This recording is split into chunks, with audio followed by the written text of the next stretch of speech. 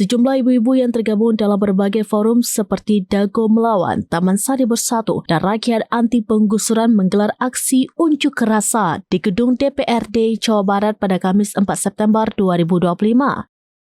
Berpakaian serba merah muda, mereka menyuarakan kekecewaan terhadap berbagai isu, termasuk tindakan represif aparat kepolisian dan korupsi yang merajalela. Sebagai bentuk protes simbolis, massa melemparkan kantong-kantong plastik berisi sampah ke arah gedung DPRD Jabar yang menurut mereka selayaknya adalah tempat sampah. Aksi ini dilakukan untuk mengekspresikan kekecewaan masyarakat terhadap kondisi yang berlangsung di Indonesia. Pagar gedung dipenuhi sampah sisa makanan dan plastik menimbulkan bau tak sedap.